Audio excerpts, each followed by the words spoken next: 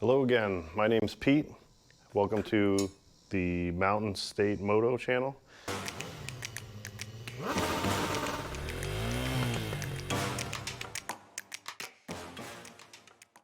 Today I'm going to be installing some saddlebags or some panniers. I went with the LoneRider brand, and they're semi-rigid saddlebags that have a removable like preformed liner that you can put in them to kind of square them out, or you can take that out and then flatten them when you're not using the bags, which I think is neat. They're also not completely solid like an aluminum one, so if I drop the bike on my leg or something like that at speed, hopefully I'll have a little more give there than a hard bag would. So I'm installing the Touratech stainless pannier holders or rack. And I went with these because they didn't have black, but otherwise I would have got the black ones. So there's none in stock right now. So these are the saddlebags that I'll be installing, and you'll see them a lot better when I'm done. But it's a pretty neat system. They're waterproof, very rugged from what I understand. They have a hard back to them that's adjustable height-wise, up and down, and forward and back actually as well. And it has a quick release locking mechanism at the top for removal, which makes it easy. And they come with waterproof, well, I don't know if they're waterproof, but they come with liners that you can pack sort of like a suitcase and just drop in and pull out, which is pretty neat as well. So I'm not going to go through every step of the installation. What I'll do is just show you this before and then the after. And I'll probably do a review on them tomorrow when I go for a ride with them. Hey guys, so today I'm going to do a quick review of the LoneRider semi-rigid saddlebag system. I have about 250 miles on the bags right now, so not a whole lot, but a little bit of experience with them. I believe it's a 38 liter on the left, 38 liter on the left, 31 on the right, to offset for the exhaust, mounted to Touratech Panier rack, and so far I'm pretty happy with these bags. You know, the biggest pain, and I knew that getting into this, is obviously opening them up and getting into them and then closing them back up, and it's really not that bad.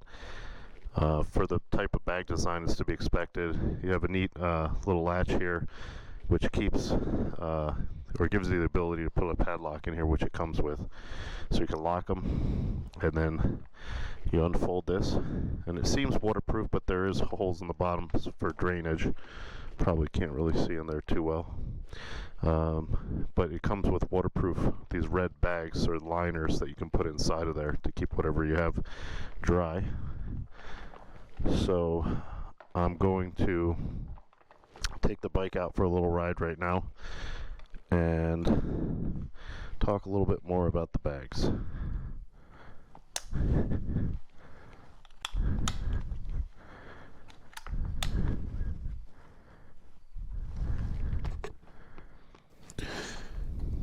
So the LoneRider saddlebags are, in my experience so far, easy to ride with.